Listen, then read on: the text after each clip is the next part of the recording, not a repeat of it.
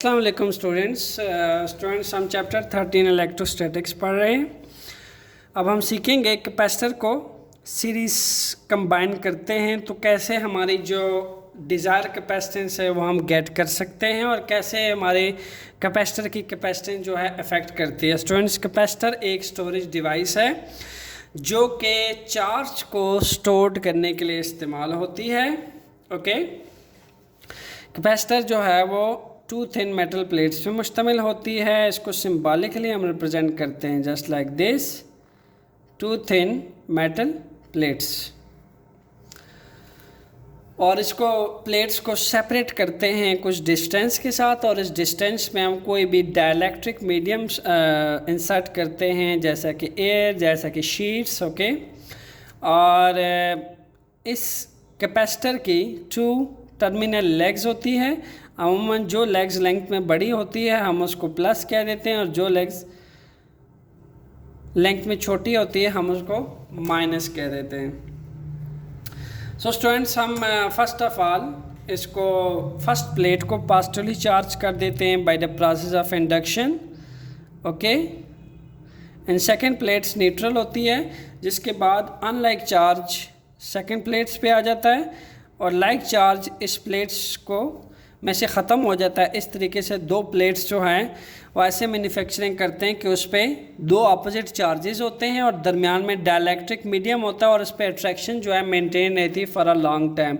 और इस तरीके से एक स्ट्रॉन्ग इलेक्ट्रिक फील्ड जा रही होती है, पॉजिटिव चार्जेस से नेगेटिव चार्जेस पे जाके एंड होती है।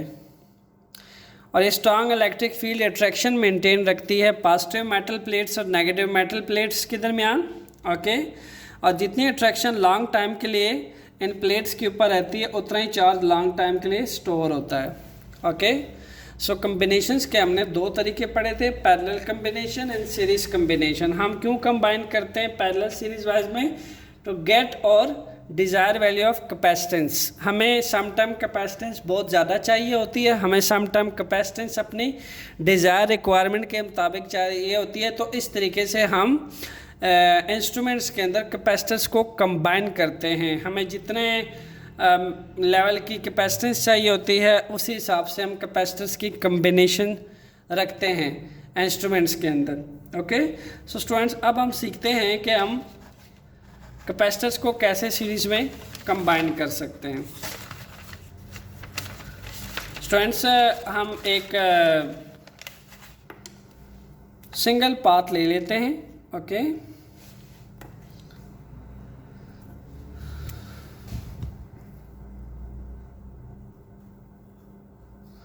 और इसके फर्स्ट पार्ट पे ये कैपेसिटर लगा देते हैं।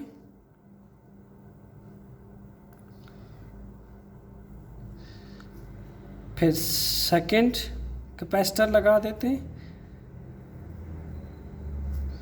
एंड देन थर्ड कैपेसिटर लगा देते हैं। ओके, सो स्टूडेंट्स, इसको हम इस पॉइंट और इस पॉइंट के साथ जोड़ देते हैं। ओके, इसको हम कह देते हैं ए, इसको हम कह देते हैं बी। स्टूडेंट्स, इस वायर का पॉइंट ए जो है वो हम बैटरी के पॉजिटिव टर्मिनल से जोड़ देते हैं, और इसका पॉइंट बी जो है बैटरी के नेगेटिव टर्मिनल से जोड़ देते हैं। ओके, सो इस तरीके से स्टूडेंट्स ये हमारे पास प्लस टर्मिनल है और ये नेगेटिव टर्मिनल है। इन दोनों टर्मिनल के अक्रॉस एक पोटेंशियल डिफरेंस मौजूद होगा, और इसी पोटेंशियल डिफरेंस की वजह से इन वायर में से चार्जेस फ्लो करेंगे, यानी करंट फ्लो करेगा।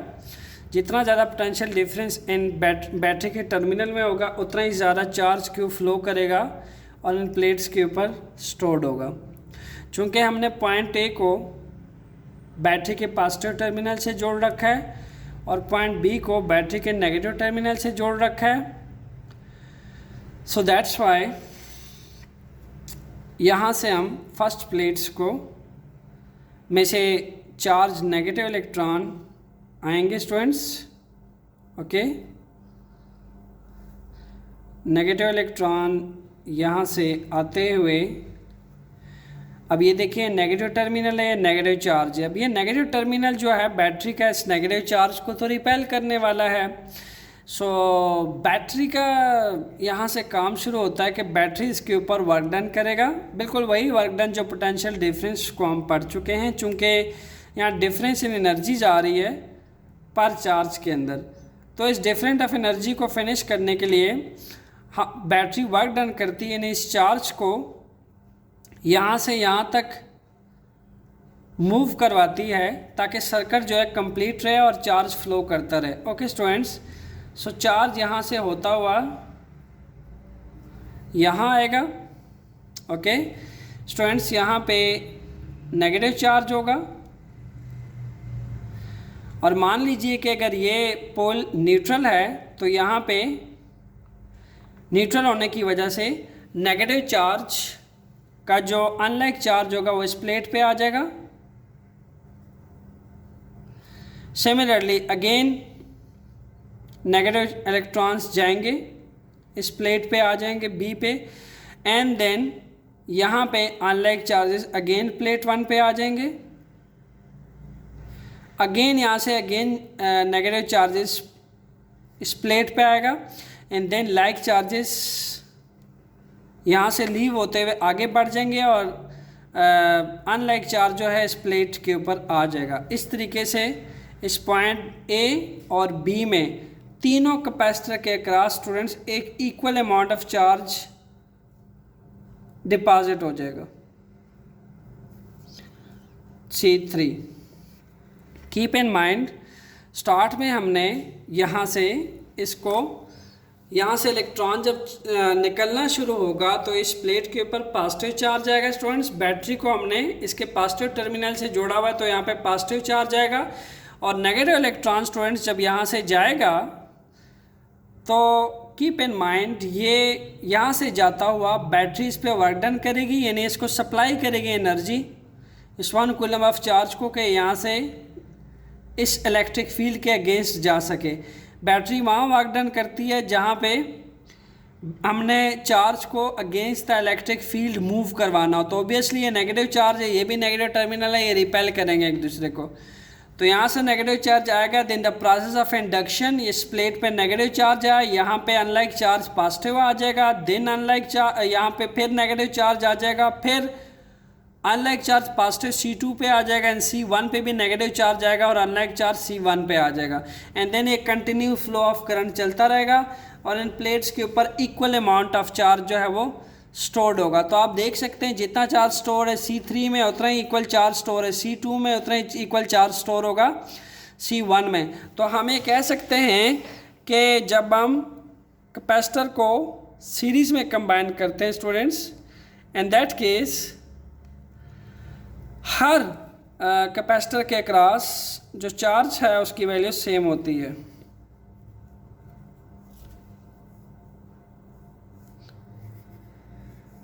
Q2 Q3। ओके स्टूडेंट्स, सो अब क्या है कि यहाँ पे बैटरी का जो पोटेंशियल डिफरेंस होगा, लेट सपोज अगर ये 9 वोल्ट की बैटरी लगी हुई है तो यहाँ से जब चार्ज जो है वो मूव होना शुरू होता है तो फर्स्ट कैपेसिटर जो पाथ में आता है उसकी डिफरेंट पोटेंशियल डिफरेंस होती है। डिफरेंट पोटेंशियल डिफरेंस का मतलब ये है कि यहाँ पे कुछ वोल्टेज ड्रॉप होंगे फर्स्ट कैपेसिटेंस के अक्रॉस, मैं इसको V1 कह देता हूँ। C2 के अक्रॉस कुछ वोल्टेज ड्रॉप होंगे, इसको हम V2 कह देते हैं। यहाँ पे इन प्लेट्स के अक्रॉस डिफरेंट पोटेंशियल डिफरेंस, चूँकि स्टूडेंट्स ये एक पाथ में लगे हुए हैं, सिंगल पाथ पे कैपेसिटर लगे हुए हैं, इसलिए हर कैपेसिटर के अक्रॉस डिफरेंट पोटेंशियल डिफरेंट होगी। ओके, यानी हर चार्ज एनर्जी पर चार्ज के पास डिफरेंट होगा, यानी इस चार्ज के पास जो एनर्जी डिफरेंस होगा वो इनमें नहीं पाया जाएगा, इनके पास जो एनर्जी डिफरेंस होगा पर चार्ज के ऊपर वो इसमें नहीं पाया जाएगा। तो हर प्लेट्स के चार्जेस का एनर्जी डिफरेंस डिफरेंट होगा, दैट्स वाई उनका पोटेंशियल डिफरेंस भी डिफरेंट होगा। ओके, सो हम लिख सकते हैं कि across each capacitor potential difference will different. तो हम ये लिख सकते हैं V1 plus V2 plus V3।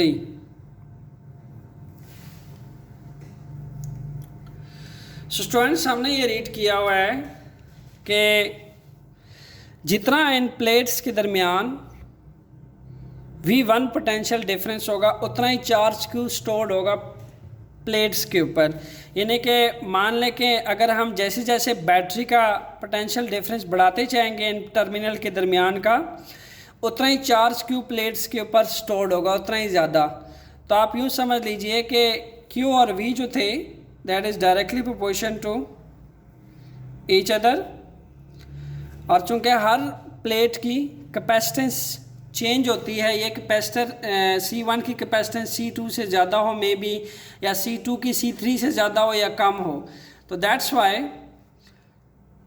जो चार्ज स्टोरिंग की कैपेबिलिटी है या स्टोरेज एबिलिटी है हर कैपेसिटर की चेंज है, इसलिए हम हर कैपेसिटर के लिए इस रिलेशन को कैपेसिटेंस से डिनोट करते हैं। तो जब हम कैपेसिटेंस की वैल्यू निकालते हैं ये इक्वल होती है Q by V। Okay students, तो अगर हमने यहाँ से V की वैल्यू निकालनी हो स्टूडेंट्स, तो ये रिप्लेस हो जाएंगे, एक्सचेंज हो जाएंगे एक दूसरे के साथ, ये मल्टीप्लाई हो जाएगा और ये डिवाइड में आ जाएगा। सो हम लिख सकते हैं V is equal to Q by C। Okay, so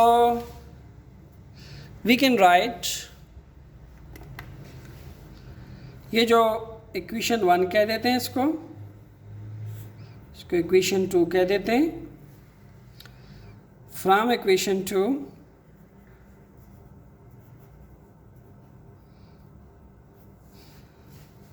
we can put the value here।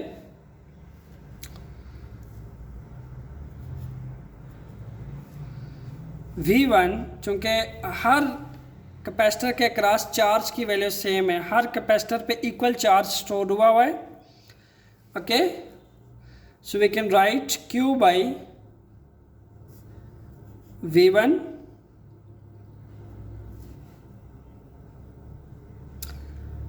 Plus V2 की अगर आप वैल्यू फाइंड करें, यानी यहाँ पे आप देखें मैं लिख देता हूँ V अगर Q बाई C की इक्वल है तो आपके पास तीनों वैल्यूज कुछ ऐसे आएंगी, V1 Q by C1, V2 Q by C2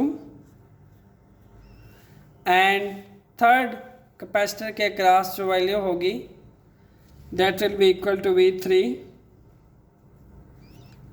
Q by C3। सो हम इस वैल्यू को पुट करने जा रहे हैं V2 में Q by C2 that is across second capacitor, V3 potential difference होगा that is across third capacitor Q by C3। So students, चूँकि चार्ज जो है वो हर कैपेसिटर पे सेम स्टोर्ड हुआ है, दैट्स वाई हम Q जो है वो कॉमन ले सकते हैं। Then we can get 1 by V1, 1 by V2, sorry C1 plus 1 और C3। ओके, वंस अगेन मैं रिपीट कर देता हूँ that is C1। Okay,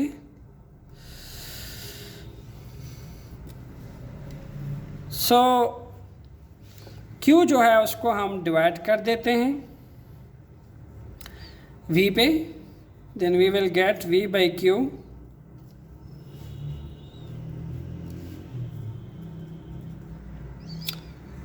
one और C1 1 और C2 प्लस 1 और C3। सो स्टूडेंट्स, हमारे पास अगर V बाई Q की वैल्यू निकाल ली जाए यहाँ से, इस इक्वेशन को देखिएगा V is equal to Q by C. F I want to get the value of C. तो सिंपल मुझे Q जो है वो मुझे अगर V बाई Q की वैल्यू चाहिए तो V बाई Q, चूँकि यहाँ पे मेरे पास V बाई Q का रिलेशन आया, तो मुझे अगर यहाँ से V बाई Q का वैल्यू चाहिए जो मैंने यहाँ से निकाली थी, मैं Q को डिवाइड यहाँ पे V पे डिवाइड कर देता हूँ। यहाँ मल्टीप्लाई रिलेशन में है तो इसको हम डिवाइड कर देते हैं, न्यूमरेटर से डिनोमिनेटर में भेज देते हैं, तो मेरे पास एक कैपेसिटेंस आ जाएगी। मैं लिख सकता हूँ, I can write V by Q आ जाएगा 1 बाई C, 1 और C1 plus 1 by C2 1 by C3। And keep in mind, ये जो आपके पास C आई है that is about the equivalent capacitance of by the adding of individual of each capacitor. Okay, equivalent capacitance है हर capacitor के capacitance के equal, यानी इसकी जो कैपेसिटेंस है, इसकी जो कैपेसिटेंस है, इसकी जो कैपेसिटेंस है, उसका अगर रेसिप्रोकल ले लिया जाए सीरीज़ कम्बिनेशन में, अगर हम तमाम कैपेसिटर की कैपेसिटेंस का रेसिप्रोकल ले लें जस्ट लाइक दिस, तो हमारे पास उसकी इक्विवेलेंट कैपेसिटेंस आ जाती है। ओके, तो हम ये कह सकते हैं कि सीरीज़ कम्बिनेशन में स्टूडेंट्स आप देखें कि आप किसी भी वैल्यू का अगर रेसिप्रोकल लेते हैं तो वो वैल्यू जो है अपने एक्चुअल मैग्नीट्यूड से उसकी वैल्यू कम हो जाती है। ओके, वैल्यू डिक्रीज़ हो रही होती है। तो हम अगर कंपेयर करें पैरेलल और सीरीज़ की फार्मूले को, तो यहाँ पे आ रहा था पैरेलल कम्बिनेशन में C2 प्लस C3। तो आपसे अगर पूछा जाए कि why we prefer to add capacitance and parallel combination, prefer इसलिए किया जाता है, देखें पैरेलल कम्बिनेशन के अंदर जो कैपेसिटेंस ऐड हो रही होती है, यानी sum of add of individual capacitance जो है वो इक्वल होती है इक्विवेलेंट कैपेसिटेंस के। कैपेसिटर की कैपेसिटेंस बढ़ाने के लिए हम कैपेसिटर को पैरेलल कम्बिनेशन में जोड़ते हैं, और इसके साथ साथ कैपेसिटर की कैपेसिटेंस अगर हमें डिज़ायर हो कि हमने कैपेसिटेंस कम रखनी हो, कैपेसिटर की ज़्यादा हमें ना चाहिए हो, तो हम उसको किधर कैसे कंबाइन करते हैं, सीरीज़ वाइज कंबाइन करते हैं। ओके, इसको हम यूँ भी प्रूव कर सकते हैं दोनों के साथ।